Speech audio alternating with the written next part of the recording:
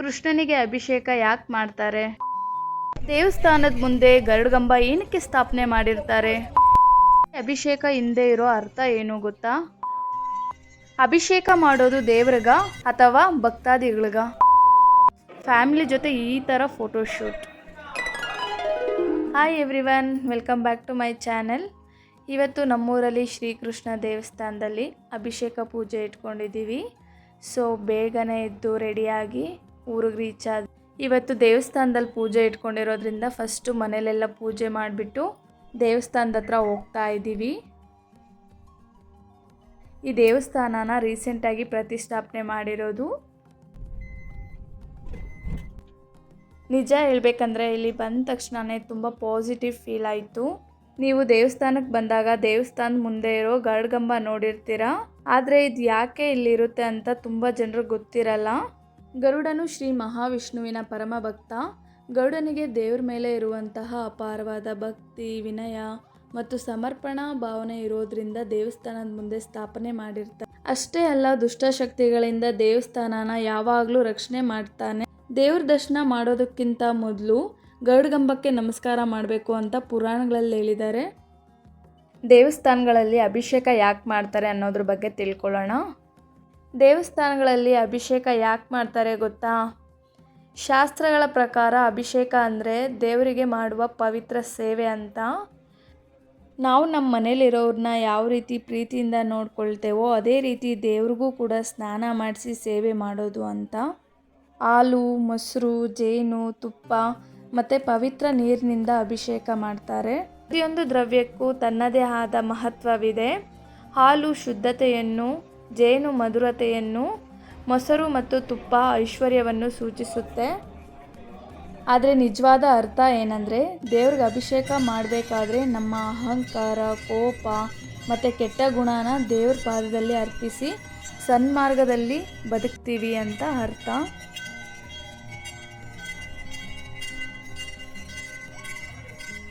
ಆದರೆ ದೇವರಿಗೆ ಅಭಿಷೇಕ ಯಾಕೆ ಮಾಡಬೇಕು? ಇದ್ರ ಬಗ್ಗೆ ಶಾಸ್ತ್ರಗಳು ಹೇಳೋದೇನೆಂದರೆ, ಅಭಿಷೇಕ ದೇವರಿಗಾಗಿ ಅಲ್ಲ, ಭಕ್ತನ ಮನಸ್ಸಿನ ಶುದ್ಧಿಗಾಗಿ.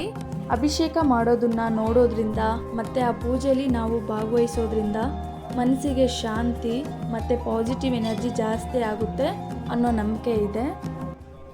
ಅದಕ್ಕೆ ದೇವಸ್ಥಾನಗಳಲ್ಲಿ ಪ್ರತಿದಿನ ಅಭಿಷೇಕ ಮತ್ತು ಪೂಜೆ ಮಾಡ್ತಾರೆ. ಇದು ಅಭಿಷೇಕದ ಮಹತ್ವ.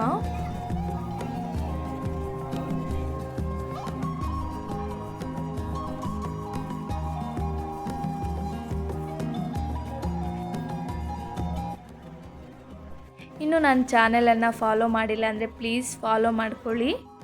ನಾವು ಅಭಿಷೇಕ ಮಾಡಿಸೋದ್ರಿಂದ ಮನಸ್ಸಿಗೆ ತುಂಬಾ ಶಾಂತಿ ಸಿಗುತ್ತೆ. ಎಷ್ಟೇ ಕಷ್ಟ ಬಂದರೂ ಅದನ್ನು ಎದುರಿಸೋ ಶಕ್ತಿ ಕೊಡ್ತಾನೆ ದೇವರು. ನೀವು ಕೂಡ ಒಂದು ಸಲ ಆದರೂ ಈ ರೀತಿ ಅಭಿಷೇಕ ಮಾಡಿಸಿ, ಇದರಿಂದ ತುಂಬಾ ಒಳ್ಳೆಯದಾಗುತ್ತೆ. ಇನ್ ಕೇಸ್ ನಿಮಗೆ ಪೂಜೆ ಮಾಡಿಸೋದಕ್ಕೆ ಸಾಧ್ಯ ಆಗಿಲ್ಲ ಅಂದರೆ, ಯಾರಾದರೂ ಅಭಿಷೇಕ ಮಾಡಿಸಿದಾಗ ಕರೆದ್ರೆ ದಯವಿಟ್ಟು ಹೋಗಿ ಆ ಪೂಜೆಯಲ್ಲಿ ನೀವು ಭಾಗವಹಿಸೋದ್ರಿಂದ ನಿಮಗೆ ತುಂಬ ಒಳ್ಳೆಯದಾಗುತ್ತೆ. ಪೂಜೆ ಎಲ್ಲ ತುಂಬ ಚೆನ್ನಾಗಿ ನೆರವೇರಿತು. ಅಭಿಷೇಕದ ಪ್ರಸಾದ ತಿನ್ನೋದಕ್ಕೆ ತುಂಬಾ ಪುಣ್ಯ ಮಾಡಿರಬೇಕು.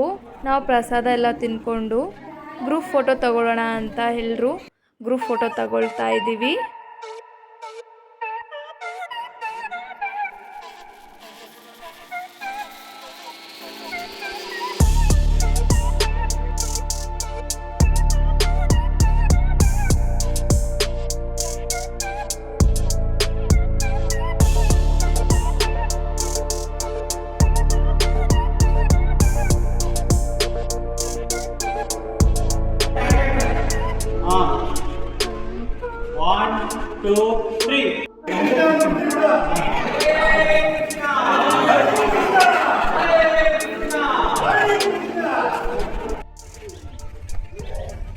ಇನ್ನು ದೇವ್ರ ಅಲಂಕಾರ ನೋಡೋಕ್ಕಂತೂ ಎರಡು ಕಣ್ಣು ಸಾಲದು, ಅಷ್ಟು ಚೆನ್ನಾಗಿ ಅಲಂಕಾರ ಮಾಡಿದ್ರು. ಪ್ರತಿದಿನ ಕೂಡ ಪೂಜೆ ನಡೀತಾ ಇರುತ್ತೆ. ನೀವು ಕೂಡ ಬಂದು ದೇವರ ದರ್ಶನ ಮಾಡ್ಕೊಳ್ಬೋದು. ಹರೇ ಕೃಷ್ಣ.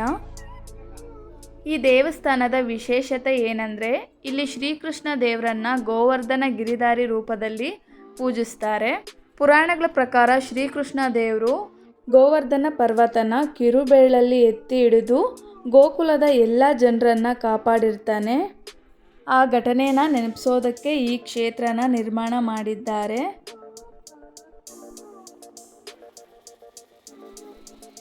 ದೇವಸ್ಥಾನದ ವಾತಾವರಣ ತುಂಬಾ ಚೆನ್ನಾಗಿದೆ. ಶ್ರೀಕೃಷ್ಣನ ಪ್ರೀತಿಸೋರು ಈ ದೇವಸ್ಥಾನಕ್ಕೆ ಫ್ಯಾಮಿಲಿ ಸಮೇತ ಬಂದು ಪೂಜೆ ಮಾಡ್ಕೊಂಡು ಹೋಗಿ ತುಂಬಾ ಒಳ್ಳೆಯದಾಗುತ್ತೆ.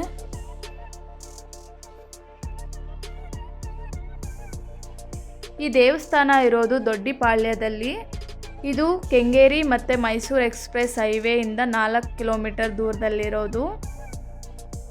ಈ ದೇವಸ್ಥಾನನ ಕಂಪ್ಲೀಟಾಗಿ ಕಲ್ಲಲ್ಲೇ ಕಟ್ಟಿರೋದ್ರಿಂದ ನೋಡೋದಕ್ಕಂತೂ ತುಂಬಾ ಚೆನ್ನಾಗಿದೆ. ಕರ್ಮಂ ನಿರಂತರಂ ಪಾಪಂ ಪುಣ್ಯಂ ದೈವ ನಿರ್ಣಯಂ.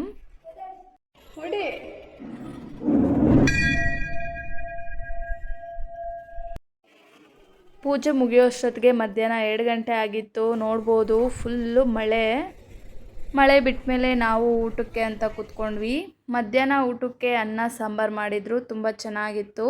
ಮತ್ತು ಸಂಜೆ ಪೂಜೆ ಇರೋದ್ರಿಂದ ಮನೆಗೆ ಹೋಗಿ ಫ್ರೆಶ್ ಅಪ್ ಆಗಿ ಮತ್ತೆ ಬಂದ್ವಿ. ಸಂಜೆ ಇನ್ನೂ ಚೆನ್ನಾಗಿ ದೇವಸ್ಥಾನ ಮತ್ತು ದೇವರ ಅಲಂಕಾರ ಮಾಡಿದರು. ಸಾವಿರಾರು ಜನ ಭಕ್ತಾದಿಗಳು ಬಂದು ದೇವ್ರ ದರ್ಶನ ಪಡ್ಕೊಂಡ್ರು. ಇದಾಗಿತ್ತು ಇವತ್ತಿನ ಶ್ರೀಕೃಷ್ಣ ದೇವರ ಅಭಿಷೇಕದ ಪೂಜೆ.